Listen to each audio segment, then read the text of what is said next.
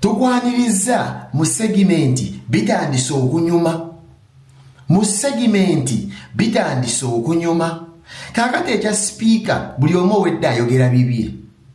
Naye amazima tulina kugajja kuki? Lwaki speaker ono bamwetoolodde? Lwaki speaker bamazire bamukolamu kye bayita okunoonyereza? Lwaki speaker bamukwakudde ku kifo kye?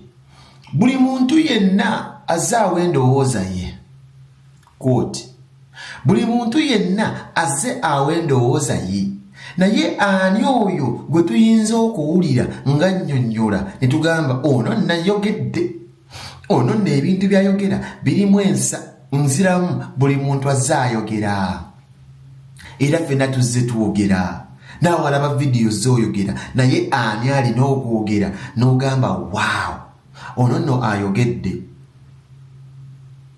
Loopu oba luupu Joel Ssenyonyi alina obuyinza obwenkomeredde okubanga amenya mu nsonga zino kuba ye musajja omu azze alwanisa obulyake mu paliyamenti. Kati njagala tusooke tuwulize yes Joel Ssenyonyi agamba atya ku kya sipiika. Lwaki sipiika bamwetoolodde? Lwaki mukazi wattu ku lasiti ku babbi bonna abali mu Uganda ye gwe baavubye? Nkugambye tufena buli omu azze ayogera. Naye ate Joel Ssenyonyi omu ku babadde abasaale mu kulwanisa obulyake n'obukenuzi alina lasiti taaki atunnyonnyola lwaki sipiika ali mu bino ebizibu. Kati tambula ne Lucifer ate owulize Ssenyonyi mu puroguramu bitandise okunyuma lwaki sipiika ali mu matigga. Ssenyonyi ayogeddeyo bw'ati ku nsonga za sipiika. Obuzibu bwa Anita Among nti ng'ovuddeko kuba nti mubbi abadde atandise okutunula mu ssowaani ya mukama we era ng'ayogera mikwano gye abamuwetoolodde bakimanyi nti ono gye bujja agala kwesimbawo kuba pulezidenti. Kakati ne bagaka tukozese obubbi bwe tumukwate ku nkoona. Otherwise ababbi bangi abaali badde basibibwa nga tebasibibwa. So kati ono bwe buzibu abaddeko ngo laba structure za NRM atandizo ziyingira nga ne baabulirako nti gye bujja eyo njagala nange entebe eyo ennene okugiyingira. Kati kyovudde olaba n'ekitongole kati bwe kuba kulwanyisa nguzi ekitongole kya IGG kiriwa kubanga kyekisaanidde era kyekivunaanyizibwa ku nsonga zino. IGG namuwandiikira emirundi ebiri namugamba okunoonyereza ku nguzi eri ku paalamenti. Neyeebuzaabuza mu kiseera ekyo Honorable Betty Kamya neyeebuzaabuza. Ne kati ne ku kino mwalabi IGG yavuddeyo n'agamba nti twafunye ebbaluwa tujja kunoonyereza. Si be bali mu kunoonyereza. Chief of Defence Forces yali mu kunoonyereza. CDF bw'obuvunaanyizibwa obubwo n'amagye gaffe kukuuma butebenkevu okulaba nti tewali bazigu bayingira mu ggwanga lyaffe. Ne kaakati be bali mu kunoonyereza ku nguzi. Lwaki? Kubanga First Family balaba nti family ya M7 balaba nti kati ono abadde ayagala kujja kwesimbawo kuba pulezidenti. Bano bo bakirabanga ekyabwe era M7 bw'avaako oba mutabani oba ki balabanga obusika. Kati kyovudde olaba abayingidde nnyo mu nsonga eno.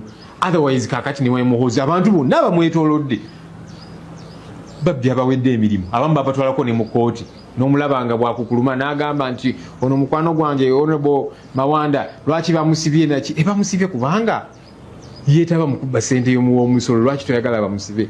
Kati kikulaga nti si just kulwanyisa buli bw'enguzi. Otherwise gavumenti eno yonna baali badde mu kkomera. Naye n'ekirala Muhoozi ekifaananyi kye kyali kyayonoonekera ddala mu bannayuganda. Yawamba abantu n'abatwala mu basement n'akuba ono alumbye amaka ga Honorable Kyagulanyi n'akuba mukyala we n'abiteeka ne ku social media ng'abyewanyisa kugamba abantu bonna nga bamutunuulira ng'omuntu omukyamu.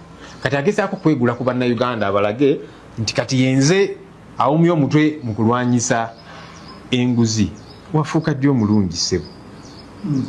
Idi Amin Dada bwe yawamba obukulembeze mu 1971 n'atandika bw'atyo nga bw'asiba abali ba minisita b'Obote ono abadde abasente b'omusolo n'ono n'abasiba abantu ne bakyamuukirira. Naye kalaze entuufu zaamala ne zivaayo. Kaakati nabula bannayuganda temukyamuukirira nnyo nti kaakati Muhoozi bw'ali mu kulwanyisa enguzi kusookera ddala si buvunaanyizibwa bwe. Kale ye kye yalikoze actually abapoliisi be baali badde basiba ne batwala mu kooti IGG alina okuba nga atambuza ensonga zino naye kati agezaawo kubeegulako abalage nti yalwanyisa nguzi. Sinzaga nti waliwo ekiseera ekituufu n'ekiseera ekikyamu ekyokulwanyisa enguzi. Nguzi weeberera olina okuba nga erwanyisibwa. Kati bbanga lino lyonna letuze twogera ku bintu bino abavubuka ne beekalakaasa ne babasiba abamu bakyawera ennemba n'emisango egyo gyonna lwaki tebaagirwanyisa mu kaseera ako? Baali tebakimanyi. Of course baali bakimanyi naye boolyawo nga tebannatutegeera nti ono eventually ajja kwagala okwesimbawo ku ntebe ennene. Kaakati kumukuba ku nsolobotto naye enguzi yo erina okulwanyisibwa mu kaseera konna. Obaani nebino ebyokugamba nti bano mbasonyiye. Kati Mwami Museveni yagamba IGG bano ababbi bagendeko mpola bonna obalemerako ssente bajja zitwala ze babbye ebunaayira waakiri kaakati bazireka wano ng'alinga awagira enguzi.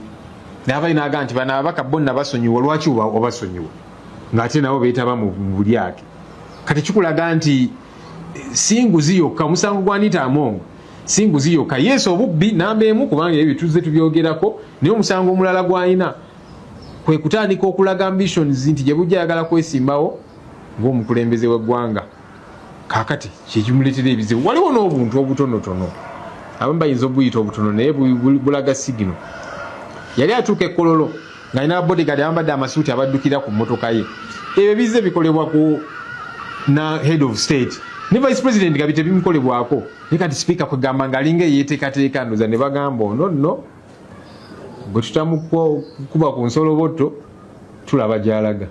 Era nga bwe nagambye nti akanaafa tekawulira ng'ombe. Speaker ono abadde speaker abadde yeesoma nnyo bambi ng'agyewulira abaka ne bayimuka okwogera gwe shut up nonsense gumu nayimuka ne mugamba damu speaker tojja n'okutuyisaamu wano maaso newankubadde gwe mukulembeze waffe ababaka bawe ekitiibwa ogamba otya omubaka nti byayogera nonsense n'ebirala. Okay kale lopu kale neetonze nga yeetonda ali mu kubalaata yeebuzaabuza naki.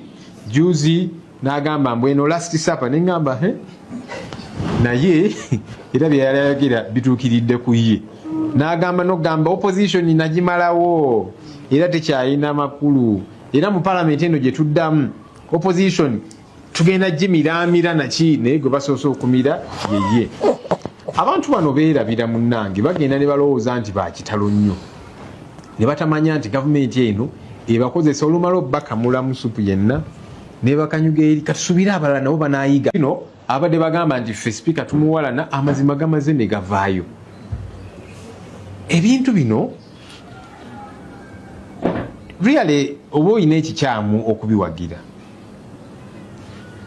Kakati twayogeranga ku contract. Speaker yagenda n'awa contract radio ye bagiyita Mama Bukedya FM ye side za Bukedya yagiwa contract ya bumbi 3 ne milioni 10 3.1 billion mbu ekole adverts eza parliament. Nabuuza ningamba bayise mu procurement waliyo radio stations endala nezi TV endala ezavuddeyo ne ziraga interest ne wabeerawo okupimamu procurement processes nti kati ono yasaanidde contract tebyaliwo.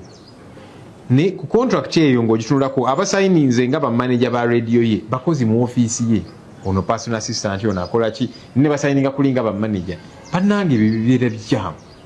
Ne twogera ku yagenda n'ateeka fensi ku makage ag'obwannannyini agali e Bukedya. Fensi y'amasannyalaze naki ya bukadde 503 ku makage ag'obwannannyini agali e Bukedya.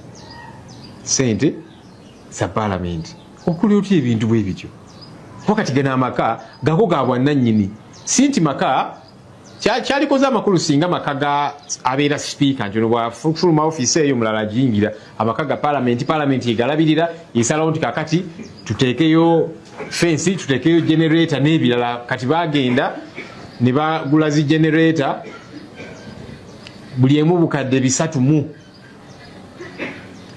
ne bazite emu bagiteeka maka ga speaker endala maka ga deputy speaker.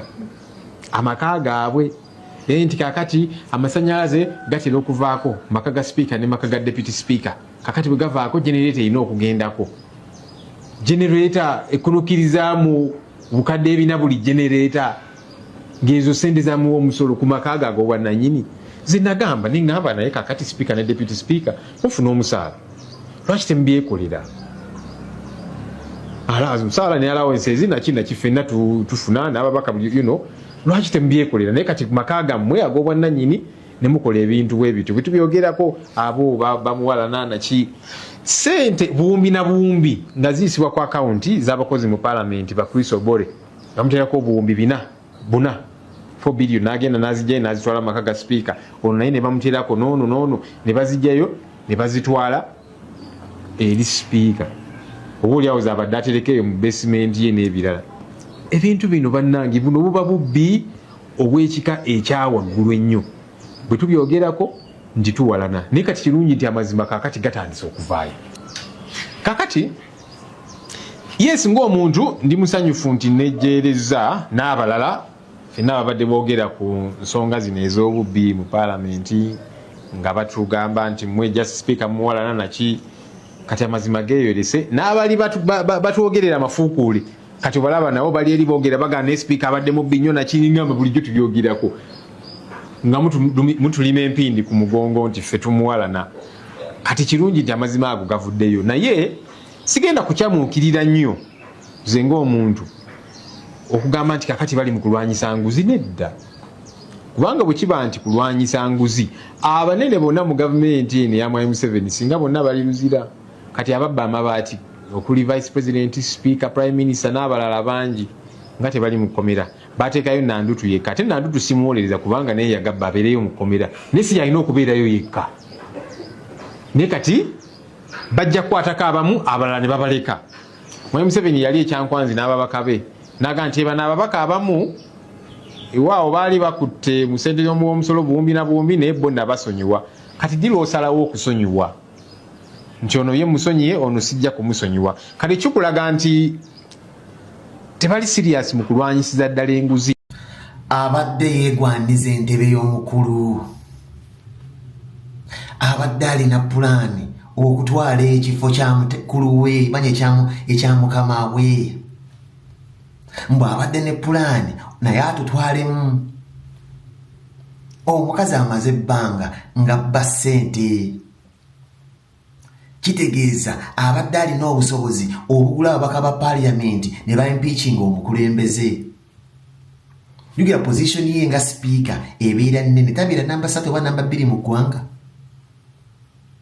Kumba abasajja bamutegeera dda nti yeeyongedde amaanyi alamuza Ntebe. Ssennyonyi wakugambye Ssennyonyi omulimu gwe baamuwa okubeera nga alwanisa enguzi sipiika teyamanya mune Ssennyonyi atali mu kunoonyereza ku sipiika. Kino kitegeeza sipiika ne batali mu kutereero Ssennyonyi yabadde alina okubeera nga forwardinga fayiro ku ebyo byamunoonyerezaako. Abadde ayambala bwambazi ganduula naye nga temanyi Ssennyonyi mu baanoonyerezaako Ssennyonyi n'ali mu kunoonyereza ku ye. Okyeka Ssennyonyi fayiro eri bweti. Gwe weebuuza amyuka Ssennyonyi just mere spokesperson wa NUP naye abadde ayogeza n'obwengugamba abadde confident nnyo nti wanudde Anita Amondi bali musiba. Golowooza aba abijja ku ki? Yandibanga mukama we Ssennyonyi yamubegerako ko nti mulekaawoza nti opposition tugenda kugimalawo nange mulimu komunda munoonyerezaako ebyobugagga bye yabifuna atya. Akyawoza last supper naye gwe bagenda okulya. Gwe weebuuze mufumbiro ye byabadde ng'ayogera yabitegeera atya. Anita Among will be in Luzira one day over this corruption. Uliriza wandiika muli kijukiza abaana kankyogere mu Luganda. Anita Anet Among nkubuulira ebigambo bye ogenda Luzira. His Excellency Robert Kyagulanyi Ssentamu bye yatikka Joero byali bya lwatu nti Anita obunita, because we were handling the legislature. Yes. And we knew because omuntu ajja gamba lwaki bali ku parliamenti abamu bawulira nti bali ku Anita Among. Accountability of democracy is anchored on the doctrine of separation of powers. Speaker Babasi kyekyabataayinza kutwala naaba nga speaker yabbye basi eya parliament, speaker yewa sente za generator milioni 597. Abasajja abo ne booli bakolera otya Gwazaabuuza nti Anita Among si yabadde asoose okubba. Lwaki gwe beesibyeko? Ansa Ssenyonyi agikubuulidde. Ayogera nnyo, ali extravagant mu byabadde ayitira eyo. Abadde alina abategeeza nti entebe y'omukulu agyagala. Kyekimwawula ku bali banne be batalinakwatako bo babba bubbi tebalamuza ntebe ya mukulu kuba omukulu alyokke singa obubba naye tobba ng'olamuza entebe ye aba agenda kuggyayo obubiibu. Anita Among kyayitamu. Ndi wa NUP 006 nja kudda.